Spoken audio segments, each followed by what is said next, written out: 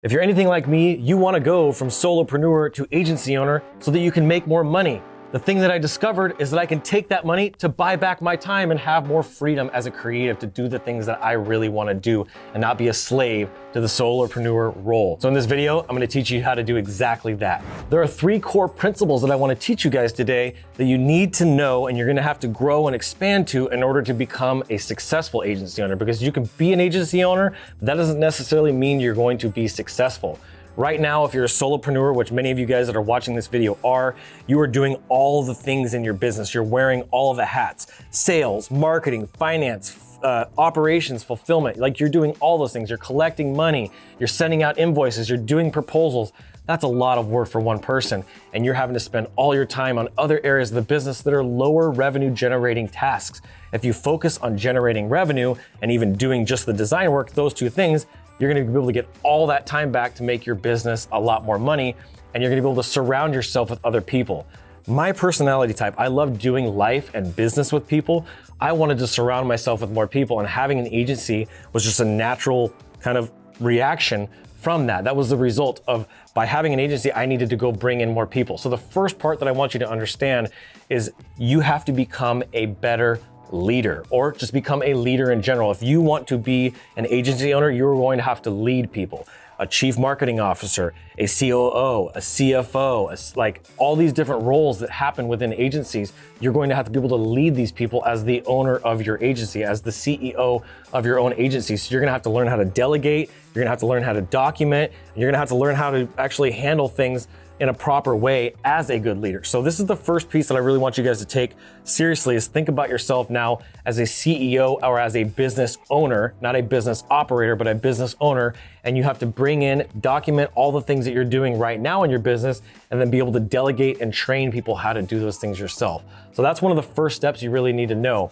Now, there's a shift that's gonna happen from you building your own personal brand as a solopreneur. You might have a graphic design business name, but you're going to need to scale that up and really get specific of what type of agency you are within your brand. So you might be a creative agency, you might be a web design agency, you might be a graphic design agency, you might be a logo design agency, you might be a motion design agency.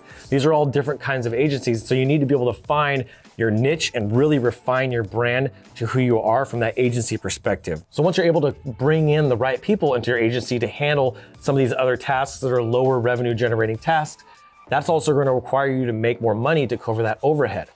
That overhead can be really counterbalanced and improved upon by just productizing your offers. Going from solopreneur to agency owner, you are going to be making a transition from being a service provider to a solutions provider. What is the problem inside of the business that you are solving? How can you fix that with the services that you offer? So now you're selling an outcome versus just an hourly rate service. When you do that, these outcomes, depending on the types of clients, which we're going to talk about here in a minute, is going to be worth more to some businesses than others. And so once you're able to productize your offer and say, hey, this is my VIP branding day that I do, that's going to get you from really just not having a clear vision, a voice, a strategy, a message, right, to having something that's very clear, that's a $7,500 day for me. I would have never imagined 15 years ago I would have been able to charge $7,500 for one day for just my time. That doesn't even include doing any design. That's about having the right client and selling the right client. But I productize my offer with my VIP branding day or my branding blueprint or my marketing blueprint.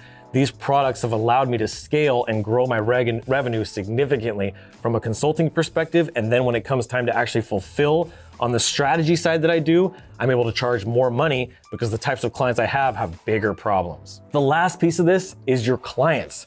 Many of you that are solopreneurs are working and finding deals on Craigslist or Fiverr or in your communities, in your town, people that are working local mom and pop businesses. More often than not, this is the general rule. I'm not saying there aren't exceptions, but the general rule is those businesses are what I call pond clients. You're fishing in a pond. What's in a pond? Seriously, what's in a pond? Bottom feeders, guppies, freaking catfish, like bottom feeders. Really the clients that you need in the very beginning to build that reputation, to build your portfolio, but you need to be thinking about how you can go and get lake clients and go and get ocean clients. These are really the types of clients that you want. The ocean clients are like LinkedIn and TikTok and Facebook and LGen and WeTip.com, right? And then you have these lake clients that are maybe big contractors and big energy installers and service providers and lawyers, things like that. Those late clients are usually great clients.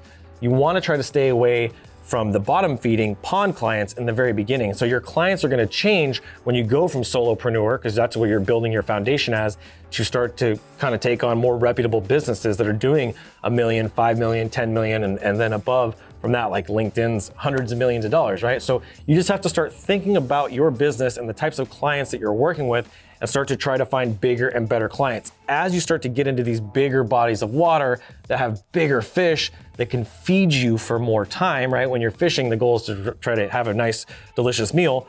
These types of lake clients are gonna feed you for a lot longer than the pond clients are. And this is where you can start doing recurring revenue, recurring services, and you can start really solving big problems for companies that are worth 5 figures and 6 figures. So something you need to be thinking about. These are really the 3 key areas. It's just making sure that you understand that as an agency owner, you need to start surrounding yourself with people and building a real brand around what it is that you do, what is your superpower within your agency. You need to start thinking about your pricing and productizing your offers and going from a service provider to a solutions provider. And then the last thing is you need to start focusing on getting away from these pond clients, these little itty bitty clients that just use you when they need you and they don't go on some sort of recurring thing, all the way up to having a monthly subscription where they're spending $5, $10, $15, $20,000 a month or more to work with you. So hope this helps you understand how to go from solopreneur to agency owner a lot better. If you have any questions or you need any help, check out the Instagraphics Pro Network. We're a whole community of creatives and designers just like you. We're all trying to level up together. So come and check us out. Make sure you fill out all the forms and we'll welcome you in with open arms. Thank you guys so much for watching. I'll see you on the next video. And as always, keep looking up.